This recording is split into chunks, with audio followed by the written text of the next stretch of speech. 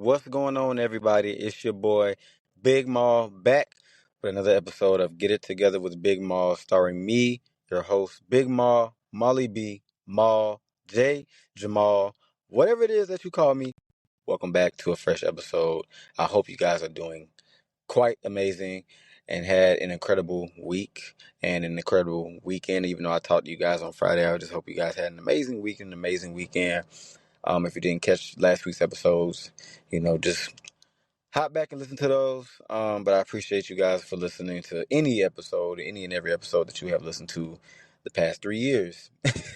So I appreciate you guys. I had a great week. Went to a birthday party for my nephew and stuff. And church was amazing. Church was great. Church was so great. It was so awesome. Um, just, I don't know, man. It's just this journey that I'm on, this season that I'm in, and just my lifestyle now. I just got to make sure that I get in church and make sure that I hear the word and be in that church, be in that building and feel the spirit just moving around throughout my body and throughout the place and singing the songs and praying and just seeing my church family rejoicing with them and praising with them. It's just mandatory. And just being in the house, just being on a Sunday, is Sundays feel like how they used to feel whenever I was a kid. Like just Sundays, as a kid, sometimes you didn't want to go to church. You want to stay home and play with your toys and or hang with your friends or whatever. But um, aside from that stuff, it does feel like a Sunday, like it's just in the air. It's in the atmosphere now, and it feels amazing. It definitely feels amazing, and it's like I love going to church, and I love being able to worship. You know what I'm saying? And I enjoy that more than anything else. Any quote unquote activity. I love working out. I love going to the gym. I love moving my body, but nothing compares to being able to get up on a Sunday morning and go to Sunday school and then move into worship and start just giving all my thanks to God and everything. So just encouraging you guys to get up and go to church. It doesn't matter what season that you're in. You feel like you're in a winning season. You can feel like you're in a losing season. You can feel like you're in a in between season where you don't even know what's next for you because you're going through something. You're going through growing pains in life and you're just trying to figure it out. But like no matter what stage, whatever season that you're in, go to church. If you got people that's inviting you to go to church, take them up on that offer. You may be a little uncomfortable. You may be hesitant because maybe you went to church in the past and things didn't go right. You felt like the people in the church were fake or the pastor was fake or whatever it was. But go back. You know, uh, the saying is, "Come as you are." So it doesn't matter how bruised and battered and broken that you are. Let God fix that. Let God repair that. And the way that you start that preparation and the way that you go back into being restored is listening to the word, meditating on the word, and going to church, and just letting it pour all of it out. Go to that altar and pour it all out, man, um, and allow yourself to be moved. And just a segue, really, to what I want to talk about because being in church this weekend was, like I said, incredible, and the word was just basically, man, how we are the church. The world has wants, and the church is weak. And the church, as soon as the pastor said that, I knew that he wasn't talking about the actual church building. I knew he wasn't talking about um, what's going on inside of the church. It's about what's going on inside of us. It's about what we are allowing to distract us. Therefore, we're vulnerable to the attacks from the devil in whatever way, shape, or form that he's attacking us, or whatever, or whoever he's using to attack us, to corrupt our minds and to disturb our spirit and to want us to self-destruct and go the opposite way of the way they were going.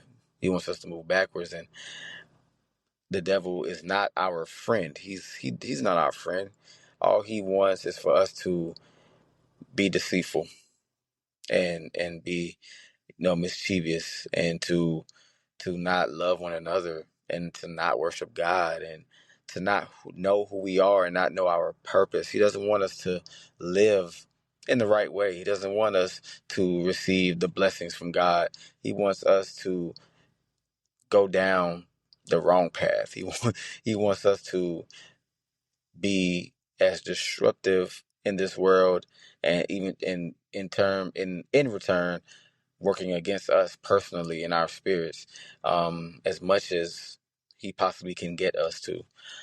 And you know, I feel like there are plenty examples of people in the world, whether we know them personally or we see them out in the world, and whether it be a celebrity or whatever. Like we've seen people appearing, at least, to be on the right path, but then they end up going down the wrong path for whatever reason.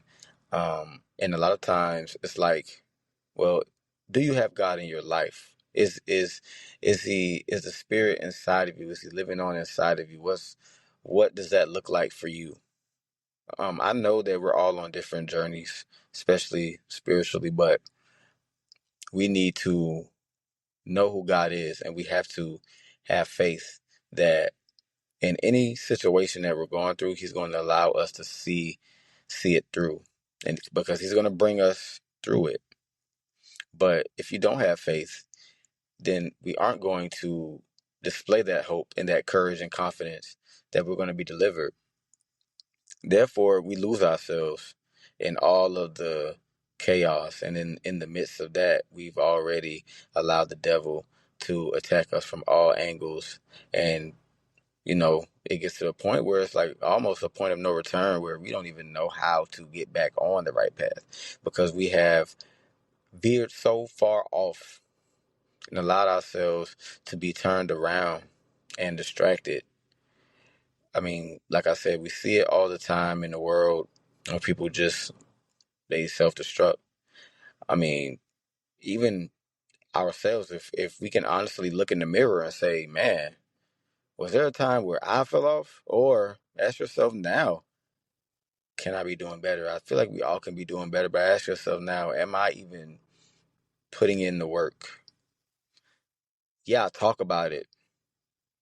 I hear a message from a pastor, if it's on TikTok or Instagram or Facebook, or somebody tells me that I need to do better and get better and encourage me. But and I answer in all the ways that I would want them to answer, or that I would want them to that I would want them to hear.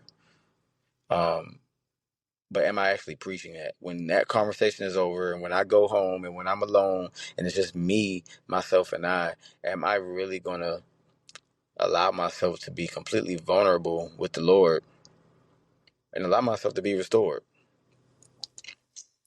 Or am I just nodding my head and saying yes to my friend, or yes to the video that somebody sent me because I agree with it? But am I actually going forth with the effort, the same effort that I go forth in when I want to go out and party, the same effort that I want to go forth in when I want to stay up all night and play video games, the same effort that I put forth into making sure that my car is clean, or making sure that I bought the latest whatever. Like, are we putting in that same amount of effort for our spirit, for our soul, for our minds, for our bodies?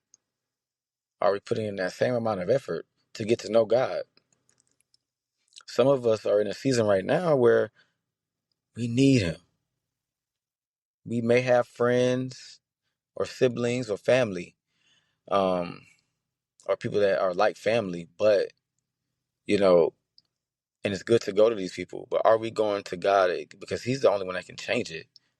No one else has the power to turn the situation around, and knowing exactly what to do in the most perfect way ever, 100%. There's only one person that knows how to do that, So now while we're running to material things and things that aren't going to help us and fulfill us, we need to be going to God. There's no, there shouldn't be any woe is me. It's already happened. If we can go back in the past and change things, we would. We all would go back in the past and change certain things that have happened to us that we have our faults in, or if we didn't have any faults in, if somebody did something to us or hurt us or whatever the case is. If only I knew then what I know now. Like that is a common saying that we all have used, right? But we can't hang our heads on that. What are we gonna do now, moving forward? We gotta pray for a renewed mind. We gotta pray to eliminate the distractions. And my distractions may be different from yours, and yours may be different from the next person. Some people, I'm just gonna go out and say it. Some people are probably. Some people are addicted to pornography. Some people need to cut that loose. That's as uncomfortable as it sounds, and as uncomfortable as it just downright out may be, or embarrassing for whoever's listening to this, man or woman. Um, some of us are addicted to that. Some of us are addicted to smoking. Some of us are addicted to drinking. Some of us are addicted to online shopping. And just buying, impulse buying. Some of us are addicted to eating out. Some of us are addicted to just sleeping in all the time. Like there's a million addictions, but like all of these, all of those things that I've named, plus more, are nothing but distractions that are taking us away from God. The same amount of time that we put in for those things, we could be putting in or should be putting in to get to know God. And we should be eliminating those distractions once and for all and never returning to them. The devil waits until you're trying to do good. He tries to attack you, especially if you have grown from your old ways, old habits, and things that were only pulling you down, and you start doing good. And the devil's like, nah, nah, nah, nah, nah. Come back this way. See how much fun it was over here? See how easy it was for you to just be positive, and et cetera, et cetera. And it's like you looking back like, no, that's my old life. I don't want to return to that, because when I was reckless during that time of my life. I was careless. I was depressed. I was hiding my true self from people because I didn't want them to worry about me, or I didn't want them to see me in a certain light or think of me differently. So I put on a mask because I was really just really not myself. You don't want to go back to that lifestyle. You don't want to go back. Now you're lowering your vibration. All the things that you learned, you have to apply them to where you are currently, and use that to propel you to get to wherever it is that you're trying to get in life. Some of us are people pleasers. We got to cut that out. You want to show up for every single function, every single birthday, every single, whatever it is. And it's like, I gotta be able to pour into my own cup. I gotta let God pour into my own cup. I gotta let him pour. I can't get my cup refilled if I'm always pouring out into everybody else's cup. You guys can't refill my cup. None of you can. I need God to fill me back up. And in order for that to happen, I gotta eliminate the distractions. No, I can't go out this week or this weekend. No, I can't. It's nothing against you. I need time for myself. I need to recharge. If you committed to working out, then be committed to working out. Don't start with the excuses. Don't come up with the excuses. That friend may ask you to go and do this. I've made this commitment to myself. Why don't you join me? We keep asking certain people to, I don't know, go to church or come, let's go out for a walk in the park.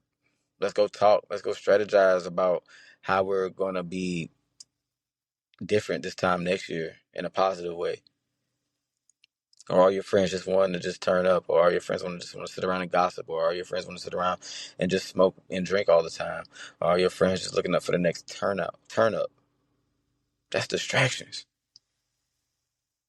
You don't gotta move like you're holier than thou. You don't have to move like you're perfect. You don't have to move like you're or act like you're better than them. Be better than the situation. Be good enough for that purpose that God has called you for. See yourself walking in that light. See yourself elevated. Stay humble, but stay focused and hungry. The only way to do that is to eliminate distractions and become the church. Strengthen the church. You need to know what discernment is and how strongly that you need to feel discernment so that you can read people. You need to know how to pray so that whenever you feel stressed out, you know exactly who to run to, and not only who to run to, how to say it. We need to know how to journal. We need to know how to have faith.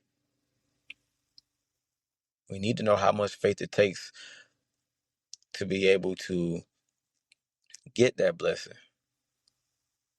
We need to know that we got to sit in silence to hear God's voice. We need to know how to act when we feel disrespected.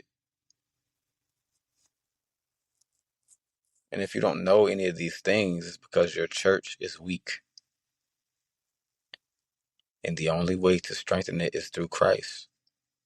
The only way to have a strong connection, the only way to be able to actually sit and hear his voice, got to eliminate the distractions. Don't worry about if you hurt someone's feelings if you canceled the party. Don't worry about if you hurt someone's feelings if you said, no, I'm not drinking tonight. Don't worry about if you hurt somebody's feelings if you say, listen, I'll call you back later. I'm really just trying to focus and I'm really trying to talk to God right now. I don't want to hear the gossip.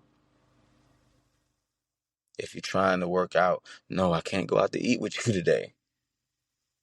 I just can't. I'm committed. You got to eliminate the distractions. And you ask yourself, well, how do I know what's a distraction? Is it taking you away from God? Is it taking you away from your therapy? Those are the distractions. Is it making it hard for you to pray? Are you forgetting to read the scripture? Are you forgetting to open up that Bible and highlight some important verses?